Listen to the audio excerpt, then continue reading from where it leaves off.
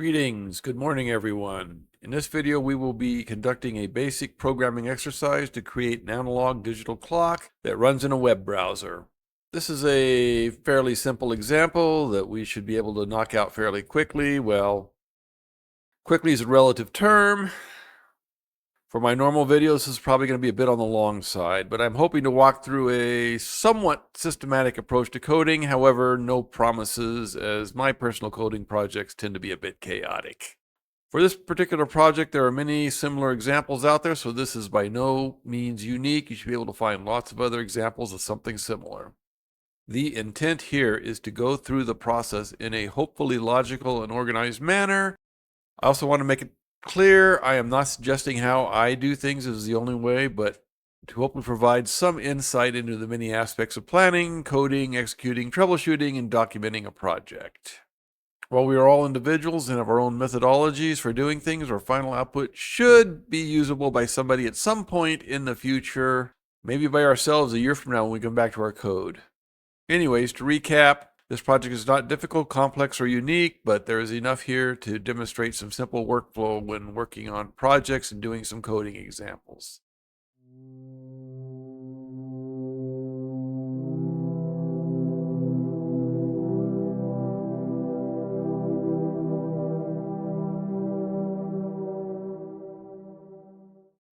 All right, let's discuss projects in general to start with.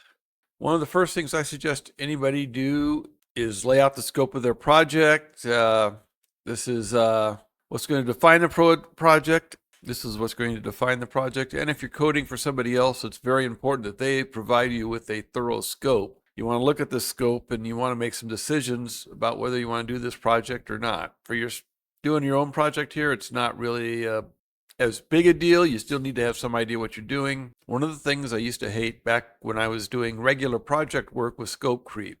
So it behooves you, if for nothing more than your sanity and peace of mind, to clearly define scope of the project. And this is particularly important if it's someone else's project. For our project, the initial scope statement is easy.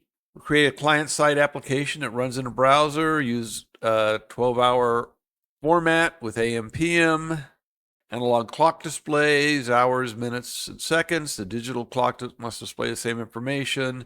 Digital clock also displays month by name, day, and 4-digit year. There are other things we could throw into the scope, and like I say, it depends on your project. For example, what color should we make things? Some of the things I was going to bring up, like whether it's a 2-digit or 4-digit year, I already defined as a 4-digit year, but these are little things you don't think of at first, but could become important later on.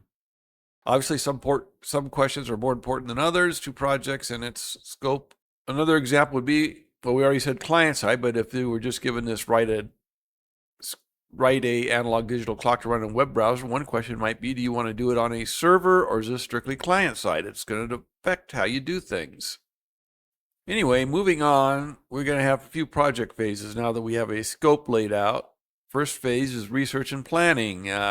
No matter how much you know, it's always good to do your research. Like for this project, I haven't done one of these for a while, so there was all sorts of interesting new stuff in CSS and HTML that I wasn't aware of. So yeah, research is important. Modeling, that's something else you want to do, and this is not some big fancy thing. You're going to see here my model's pretty simple. Coding, once you got the model, you know what you want to do, you can start your coding. In this case, we're going to need 3 files we're going to be creating: an index file and a style file and a program to actually make things run. Once you get it all written, you can you do your testing and your modifying and your troubleshooting. And then finally, documentation. Hopefully you've been doing documentation all along and that you're putting comments in your code. Now's the time to go through and clean them up. And if you need any external documentation, now's the time to look at what you need and making notes of it. Especially if this is a project for somebody else, you may not be responsible for documentation, but you will be responsible for providing input. Okay, just for quick reference, this is the model I came up with. It's nothing more than a flowchart of how the program logic should work, a list of variables, and some layout information. So pretty simple, and it tells me I'm going to need HTML, I'm going to need CSS, I need JavaScript. And again, if I look at start, we start with our HTML page. That's our structure, HTML hypertext markup language. We define our variables in or JavaScript. We draw the display using HTML structure with CSS or Cascading Style Sheets. We use JavaScript to get the time. We use JavaScript to update our variables, and then these variables update the display. There should probably be a JavaScript and a JS in the bottom one there, but HTML, CSS.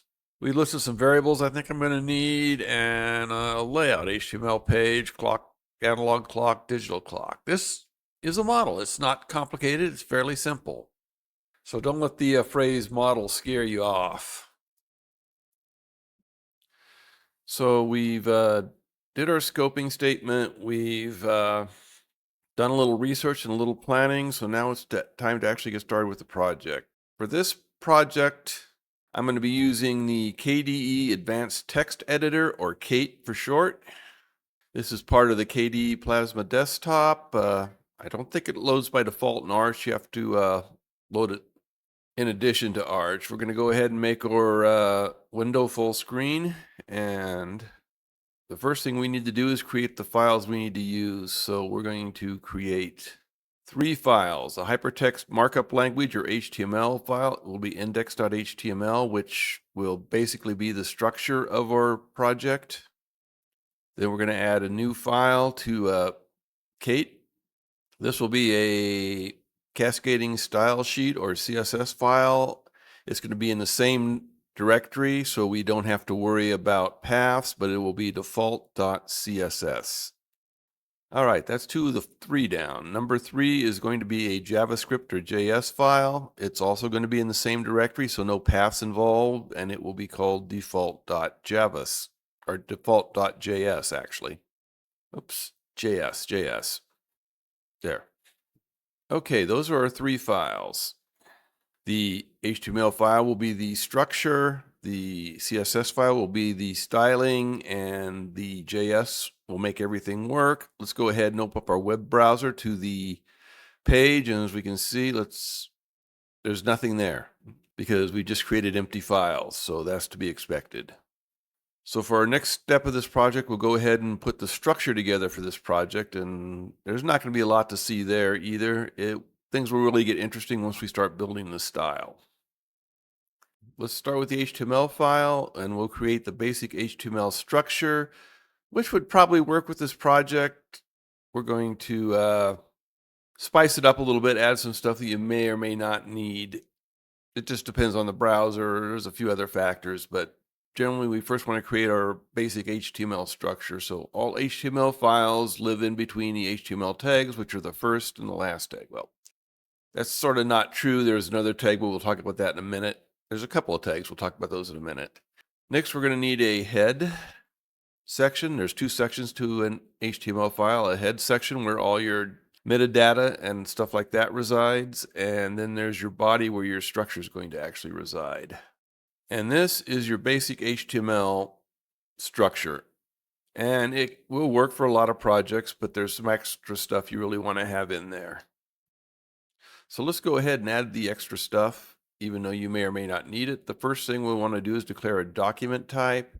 This could be HTML5, HTML4, XHTML. This basically tells the browser when it loads the file what it's working with. HTML is a rather simple document type for HTML5. Below you'll see, well, here's the HTML4 and the XHTML doc types. Be happy.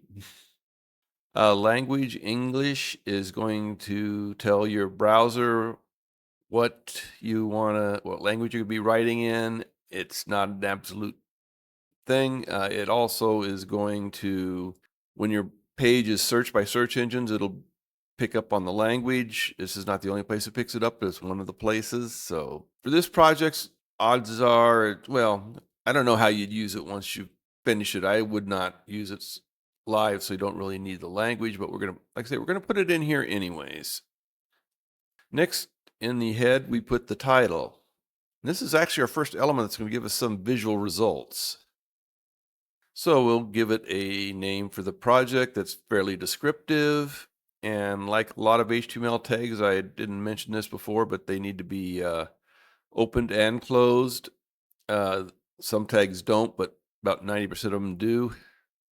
Let's go look at our browser here. And if we refresh, we'll see the title ended up in our tab up here. So that's what the title does. Technically, you're supposed to have a title in every HTML document. There's other things we can do with this too, but let's see, what do we want to add next? I'm going to put another tag up here before. This is a comment tag. I've heard various arguments for commenting or not commenting your code. I always comment my code because when I come back to it later, I want to make sure I understand what I was trying to do. So let's throw an introductory comment here. The project, author, version, date, stuff like that. Stuff you might want to see at the head of someone's file when you're working with someone else's code. So yeah, that's one big comment between these two types of these two opening and closing tags with the exclamation, double dash, and the double dash at the end. These can go anywhere in your document. They're not read. Well, they're not really displayed or anything's done with them. They're just there. So throw in another comment. Again, how you comment your code is really up to you. And always remember, you can come back after you finish the project, got it working properly, and clean up your comments. So next we're going to do meta definitions. This also goes in the head element, and these are meta stuff is read again by your browser and by search engines. Here's an obvious one, character set. If you don't know what UTF-8 is, go look up UTF-8 versus ASCII 2 on the internet sometime. But that's the current text set. There's a few meta characters that have their own names, but a lot of them are basically a name content pair. This next one we're going to use is going to it's going to tell the browser what the viewport should be. We're not setting anything, we're just letting the browser know what it is. Description, again, like I say, a lot of these are name content sort of tags. And again, these are read by your browser. They're also read by search engines. So think of stuff you want to find when you're searching. Like the title should be what's displayed in the search results, or I should say the description. And the keywords should also be part of your search results and how you rank. There's a whole thing on this, but we're not going to get into it here. And like I say, if this is never going online, you don't actually need any of this stuff. Okay, another comment tag, and we're going to link some external files here. Remember, we created the default and the two default files, the default CSS and the default JavaScript. So our first is a link, and REL is short for relation. This is a style sheet. There's other things it could be. The href points to where it's at, and this is a standard link. This is one of those tags that doesn't need a closing tag. Next, we're going to add a script tag, which will point to our JavaScript file. This one will need a closing tag, and src is going to point to our file. And since they're in the same folder, we don't need any paths. We just need the file name. Now, these two links, they're going to basically include these files within our HTML document. They're going to pull them into the head here. That's sort of the best way of understanding how they're going to work. So now we've pretty much finished up our header. We've got our opening comment. We've got our doc type. It's time to move on to the actual body. So this is all our head element, and it's basically metadata and definitions and things. So here in the body section is where we actually start defining code. Well, defining what the page is going to look like. This is the basic structure, this is where the basic structure of the page is going to sit. We're going to be using a div or divs to contain parts of this clock. A div is a container within your HTML page. The reason we're going to use a lot of divs, well, this div in particular is because we can do certain styling things with the body, but there are certain things we can do with divs to style them that you can't do with the body, so that's why we need it. This div has a class of display box. We style the div, it would be every div on the page. If we put a class in, then we can style the class, and whatever's got that class gets the styles. And this will make more sense when we get to the CSS portion. And of course, the div needs a closing div tag. And one thing I can't stress here enough when you're doing this kind of stuff is watch your indents. They're very important to keep track of what's open, what's closed. Also, use one of these advanced text programs that highlight. It'll also help you spot errors quicker. Or, in my case, typing mistakes. We've created our top level display div, which is going to hold both the analog clock and the digital clock. We call it display box. That's the class, so that's what we'll refer to it as. Then within that, we're going to create another div. Note the change in highlights because we don't have the closing div for this div. But anyway, we're doing it. It's called class analog. Oh, come on, spell. Okay. Analog clock is this div, and it needs a closing div. This is where all our all the parts of our analog clock are going to sit. It's actually the analog clock div is going to be the face, and now we need to define the numbers. This one, we're going to need 12 of these, so we'll do one and we'll copy and adjust it. You'll notice we've given it two classes, digit and hour 1. And we've added another unspecified div. And again, this is going to make more sense when we get to the CSS section. And then we close all these.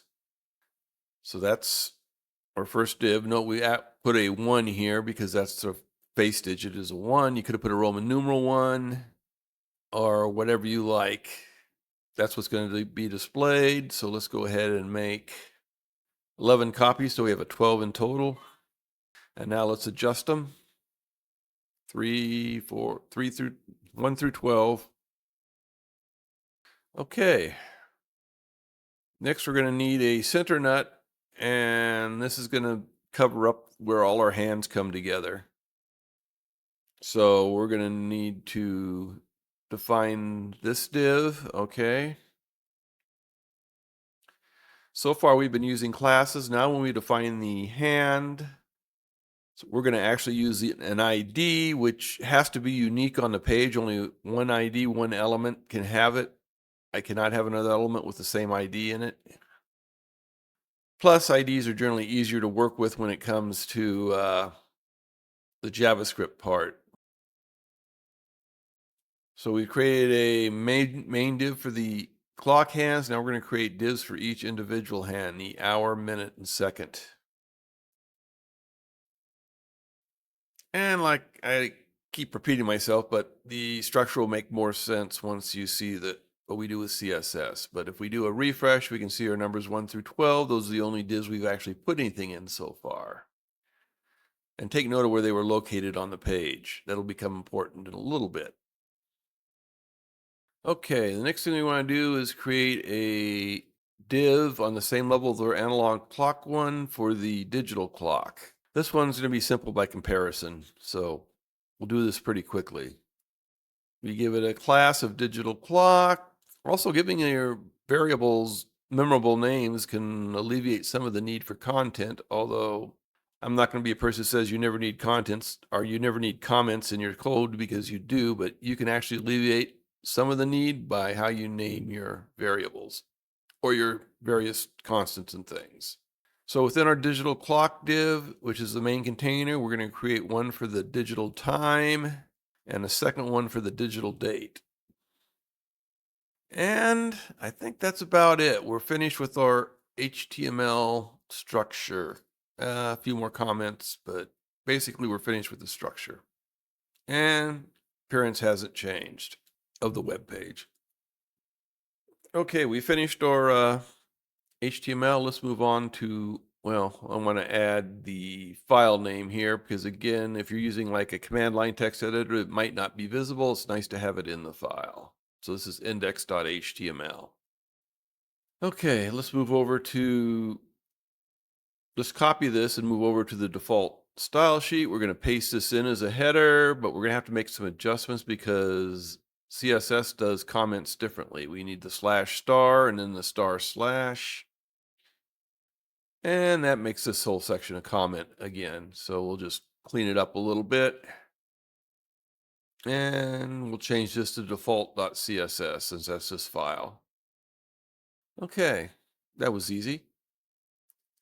First element we're going to want to style is going to be our body element. And believe it or not, all browsers do things differently for some reason. So there's a few settings we're going to probably want to adjust. Remember I told you when we did the look last time at the numbers to take note of where they were on the page? What we're going to do first is we're going to give a background color, and then we're going to remove a couple of default browser settings so all our browsers start the same. So we'll enter body, and then we're going to use the curly brackets for these. And then we're going to have a bunch of styles which we want to apply. So the first one is background-color, then a colon. Then we're using the 3-digit hex color code. There's the 3-digit hex color code, which gives you 4,096 colors. Then there's the 6-digit hex color code, which gives you 16 million colors. And then there's actual color names that are available in HTML. It's about 140 of them, I think. Anyway, we're going to go ahead and use a 3-digit color representation since 4,096 colors is more than enough for this project. So we got to end all these with a semicolon as well, or you're going to get problems. So it's style, colon, what the style is, semicolon. This one is margin, 0. Something's wrong here. See how these are dark and the background color isn't? This is the advantage of using this type of editor. I can see I've got a mistake here. So ground. There we go. All right. Let's go take a look. Remember where the numbers were before, and we'll see where they are now. Let's do a refresh, and you see our background color changed. Our numbers moved right up against the edge because we removed any margins or padding. And like I say, for some reason, different browsers have different margin, different padding settings. They can't all be the same. And this corresponds to our body here in our HTML structure. That's where it gets applied. Okay, let's just go down the page here. We did body. Next one was our display box. Yeah, display box. So let's copy this. This is a class. We were modifying a class which requires a dot in front of it. That makes this a class modifier. So any element with this class will get these styles. We're using flex, which is basically one of the things we couldn't do with the body, but the div will adjust to its content, and the contents, well, the placing it'll help the placing. Overflow hidden, this is going to keep you from getting a scroll bar on your div. It's not going to actually hide any overflow. We're not going to have any. When we give a 1 EM padding, which is all the way around, 1 EM is based on the font size. So all this is within the display div. So let's go ahead and save it, and we'll be able to look at what it does. Now you notice our numbers moved again. And these are inside the div, which is now up against the edge of the page. Okay, the next one below the display box is the analog clock. So we're going to make our clock face with this div. Remember the dot, since this is a class, open and closing curly brackets. So position is relative. Again, this is just going to put it where it's supposed to be, and it will allow the digital clock to go where it's supposed to be. If we don't use relative, they'll get stacked. So width of 20 EM, and again, that's referencing the font. It's what they call a relative size reference, and it's based on the font being used. So if you increase the font, everything increases, and supposedly it looks normal. So we set a width and a height of 20 EM. Let's set our background color so we can distinguish it. We'll make this one, this is a clock face, so we'll make it white. Let's go ahead and take a look at this. And there's our white background. Cool, so far. Now we want to put a border around this, and we want to make it darker gray than our page. So we use a border, and this has 3 elements to it. You can do these individually, but it's easier to just do them all together. So border width would be 1 EM. That could be a separate element. Border style, solid. And then the color, like I say, darker shade of gray. Yeah, that looks good. 666. The beast. Let's see what this looks like. And there's our border. Now here comes the magic with the newer CSS, which is pretty cool. Watch this. Border radius, 50%. Let's save that. And now watch this. There's our clock face. But now we got to get the numbers into our clock face. So that's the next challenge. We've set up our clock face. Now we need to do something with our analog numbers to make sure they show up correctly on the clock face. So we've got two styles here, digit and then the hour name. So we'll start with digit. This should be a position absolute. In other words, we're going to tell it where it's going within the analog clock box container. We'll give it a width, 100%. We'll give it a height, 100%, which means it's going to be the same as the container above it. So it'll be 20 EM by 20 EM because that's the container above it. If we change that, this will change. Top 0 and left 0. That's going to center it or it's not going to center it, but it's going to position it absolutely. So it should line up perfectly. And something's wrong here. Forgot the semicolon. And we want to do a text align center. I'm not sure if this is really necessary. I put it in because I thought it might be, but I may pull it out and see if it still works. That will be later. And font size 1.5 REM. This is based on the font size of the parent block, which would be analog clock in this case. And let's save this and let's go take a look. Every one of these has a digit class, so this should affect every single number in the analog clock block. So let's see what it does. Oh, look at that. They're all up there at the center top, all over one another. Let's fix that. Okay, this is where the hour 1, hour 2, hour 3, etc. comes into play. Well, this is another class. Let's go ahead and I think I can put this on one line. So we want to transform this element. This is something with the newer versions of CSS you couldn't do with older versions. We want to rotate it, and we've got 12 elements, 360 degrees. That's 30 degrees each. That should be good. Semicolon, can't forget the semicolon. Save, and let's see what this looks like. And look at our 1. It's moved over to the correct position, but it's at a weird angle, and like this, the 6 is going to be upside down. That may be what you want. It's not what I want. So we're going to play around with this a little more. So you remember that extra div we put in? This one right here? We're going to find this div. I know I said we were supposed to do that, but in terms of this class. So any div under that class will have this attribute. So our class first dot hour, and then we want any divs under the hour class. So then we get to find that particular div. Remember, this div is strictly around the number, so it's a small div. We want to transform, and we want to rotate this back. So minus 30 degrees. And let's check this out now. And there, our 1 looks actually correct now. And the rest of our numbers should look correct once we finish with them. So we need to do this 11 times. Remember, 12's at the 0 position already, so we just need 1 through 11 that we need to define. So let's go ahead and copy and then update each of these sections. All right, let's save that and let's go look at it. And there we have our clock face. And it looks good. All right, we're done with that. We'll add the center nut, which won't be hard. Then we got to play with the hands. That's going to be a little different. We'll get to it. And I got to check on my REM. I don't think it's working because the font size didn't actually change there. I'll have to play around with that later.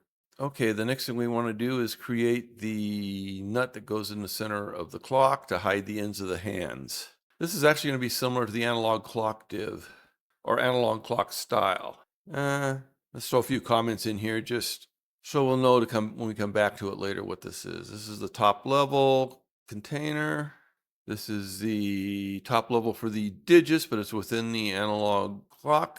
And these are the actual numbers, face numbers here. Center nut, that's this style here. Begin with the dot, the style, or the class, I should say, not the style. This is the class, but the class sets the style. So we want to position this absolute, width 1 EM, height 1 EM. Remember, this is a small circle at the center the hands go under. And yeah, you can see it's 20 EM. So if we do our math, let's see, we'll set our top at 9 EM. Yeah, 9 EM. And we'll set our left at 9 EM also. Now you might think this might be a little off to the left and a little high, but we haven't added the border yet. So when we add the border, we'll end up with a total of height of 2 EM. We'll make the background color white and the border 0.5 EM on each side. So that will make our total, that gives us a 2 EM squared. Solid border, color black for 000. And then our border radius of 50%. Like I said, this is very similar to the analog clock one. So that should be our center nut. Oh, z-axis, z-index. Let's put it up at 9. We want this above other objects so things can disappear behind it. And let's take a look. And there it is. Okay, done. Now we just need to add the hands. And we got to do them in a fashion that we can animate via JavaScript. So next on our hit parade, let's do the hands. And these are IDs, not classes. So this is going to be a little different. Not a lot, just a little. The big difference comes in that an ID starts on your style sheet, your cascading style sheet, with a number sign or hash mark rather than a dot. And remember, one of the differences between an ID and a class is that IDs are unique to the page, whereas a class can go in any element on the page in multiple elements. Plus, it's easier to deal with IDs when you're using JavaScript than with classes. Position's absolute, height 20, width 20, top 0 EM, left 0 EM. I could probably let those with 0 and drop the EM, but we may come back and play with that a little later to simplify code, but not right now. So that's a container for all 3 hands, and we're doing this basic properties that apply to all of them. Here we're going to cascade or 3 hours, minutes, and seconds, because there's several properties that are going to be similar between these. So we're going to list these all together in one section. And then we'll go ahead and spell out the different properties of each individually after this. So we're all going to be position absolute. They're all going to have a border radius of 30%. This makes them slightly curved, not a circle. They're all going to be transform origin to the bottom of the div and to the center of the div, since that's what we're going to rotate around, since they're pointing at 12 initially. Now we can go ahead and define the individual hands, and this is mainly going to be color and size. So our hand width 0.8 with a height of 6 EM, we do our math and we get top 4 EM, left is 9.6 EM.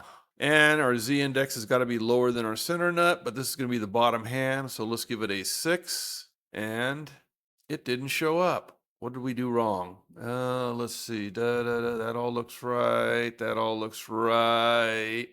All looks right. What did we do wrong? Oh, forgot to give it a background color. Yeah, it needs a background color. This is going to be sort of a bluish background color. Now let's check it. And there it is. That's our hour hand. Okay, let's copy this because minutes and seconds are going to be the same. We're just going to change the size, the color, and the position. Well, it sounds like we're changing everything, but so this is minute hand, and this is second hand, and we're going to make our minute hand 0.5, so it's a little narrower, and we're going to make it 8 EM, so it's a little longer, but we're going to have to adjust our top and left to 2 EM and 6.75, or not, excuse me, 9.75 EM, and we want to put it as z-axis of 7. Let's go ahead and change the color. This will be sort of a greenish color, and let's finish up the second hand. 0.2 width, 9 EM height, so that gives us the top of 1, and 9.9 for the left, and z-index of 8. And there we are, all 3 of our hands, all pointing towards 12. Okay, we just got the digital clock part left to style, and then we can move on to the JavaScript.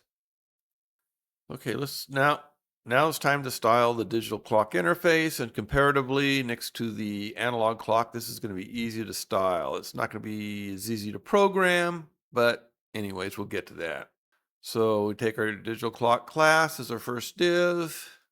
Remember, this is the overall container. And the big thing we want here is margin auto, which is going to center our other divs within this div. Add a little comment here. Then digital time is going to be the actual time. We'll create a div for that. And again, we're using IDs here. Easier to manipulate through JavaScript. Position relative is going to fall where it falls. Size 3EM are the fonts. And give it a color. And then we will create our digital date, which will be similar except for the color. And that's it. I think we're done with our style sheet for now. Let's go ahead and save it, and we can move on to the JavaScript. I know some might consider the style script, the style sheets, and the HTML not actual programming. Yeah, whatever. But now we're going to do the JavaScript, which everybody has to say is, yeah, actual programming. Let's copy over our header comments and make some adjustments to them. JavaScript uses the same comment style as CSS. It just copies over a little weird.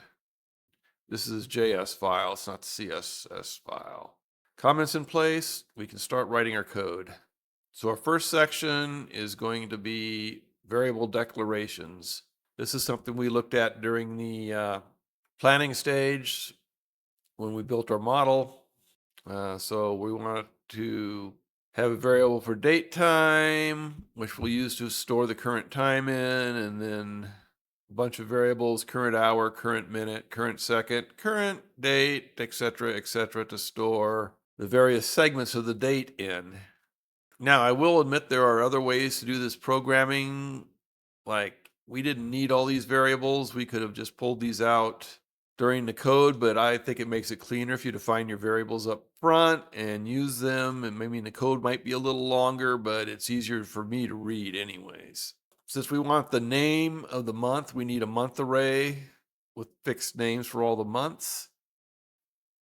Ends with a semicolon.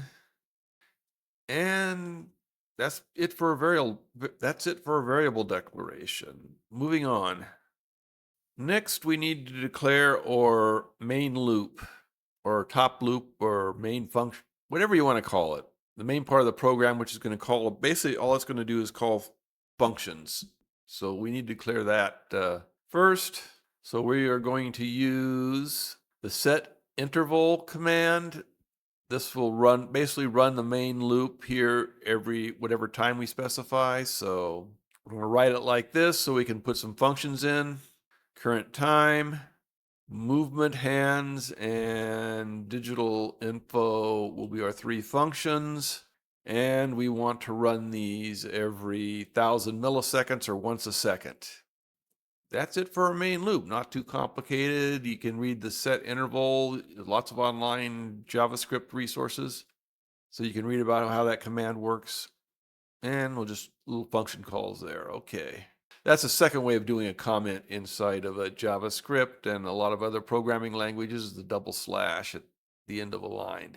This is just for that line. If you go to the second line, you need to use another double slash, which sometimes why the slash star star slash is preferred, because you can do multiple lines that way. So our first function we want to work on is actually getting the time. And that's going to come from our system block here. So we'll create our function current time, opening curly, closing curly. Date time equals new date. And date is the function to get the date time, which will set it in the date time variable. And then we can break out our individual elements from that. So we'll use our date time variable. We'll get the hours out of it. And this is going to be 0 to 23 hours. It gives you a 24-hour clock. We're going to be getting minutes. This is 0 to 59, computerese, I know. Seconds is also 0 to 59. Days, 1 to 31. And that's going to depend on the month and the year. And the month is 0 to 11. And we want to use the full year, which gives us a 4-digit year. And now we have all our variables we need. Okay, for our next function, we need to move the hands. So let's go ahead and write that one. Function move hands, or curly brackets. Okay, something to remember here, there's 360 degrees in a circle. We want to figure out what the angle is going to be. So 360 divided by 12 is 30. So 30 times current hour, but we need to also add the current minute, which is going to 30 divided by 30 into 60, which means we need to divide that by 2. That should give us the hour angle. Minute rotation is 6 times current minute, since 60 into 360 gives you 6. And our second rotation is similar, 6 times current second. Now we actually have to move stuff. We'll call this fine rotational angle. Now we have set hands to the correct position. We've got the angle, now we need to set things. So we're going to use hour.style.transform. So remember, that's our ID is hour with that hour hand, and we're going to rotate HR rotation, which we calculated, and degrees. So there's our hour, minute, and second. So we're going to duplicate this for our minutes and seconds as well. Triplicate it? Well, you know what I mean. Cool. There we go. And that should be it for the clock hand movement. That wasn't too difficult now, was it? Okay, for the last part of our code, we need to create the digital strings for the digital clock. Write the digital information. That's what we call it. So function with our curly cues, digital info. We will be doing the 12-hour clock. So we're going to create a new variable local called AM. If current hour equals 0, current hour equals 12, this adjusts for the 12-hour clock. And then if current hour greater than 12, we need to subtract 12. And we need to change period to PM, not AM. So we do those if-then statements. The other thing I want to do for consistency is I want to add zeros to numbers smaller than 0. So if current hour less than 0, or I should say less than 10, then we'll add a 0 to it. Same with minute and second. And we've created the variables current hour, current minute, and current second. So we'll build the date string, let time equal current hour plus current minute. We got the colons in there to separate the time, plus current second. And then we need to put the period in. That's our time string. And then our date string is simply going to be month name. We're using the array current month, and that'll give us our month name. We don't have to worry about the 0 to 11 since our array starts on 0. It works out. Current day and current year. Okay, so now we've got our two time and date variables. We just need to put them on our HTML page. Something's up here. What am I missing? Ah, the end bracket here. Okay, got it. Well, you can just lose the simplest things when you got fat fingers on the keyboard. So let's write the date and time string. We're going to use document get element ID, which is digital. Remember, this is an ID. This is not ID, not a class. And then we're going to enter text, which is the text between the opening and closing brackets of the div. And it's going to equal time, which is going to basically put that text there. And then the same with the digital date. And those divs is going to put the text in between the two opening and closing tags. Done. That should be it. Let's see if it works. So everything's technically done. Let's go ahead and run this. See what happens. Oh, interesting. We've got the clocks actually running correctly. Cool. But we don't have any digital information. Not so cool. Let's go back to the screen, or back to our JavaScript. Let's check out all our variables, make sure they're all correct. Yeah, done. Yes, that looks okay. One of the nice things about having these more advanced editors, I can highlight a variable and see where else it occurs. So I can see, yeah, that's correctly transferred. And this all looks correct. So what am I missing? Oh, I think I see. Yeah, I've got it's get element by ID, not get element ID. Yeah, that looks like it. Note the capitalization too.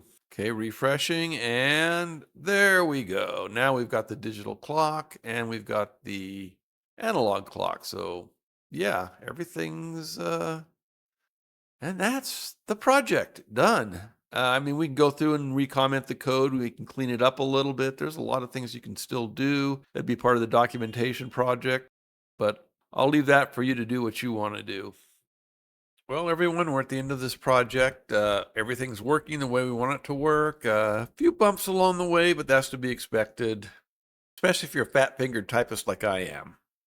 Anyway, it was a fairly simple project, but I hope we illustrated some concepts about coding projects for you. And if not, at least gave you something to think about for your next project. You should try this one yourself. It's not that hard.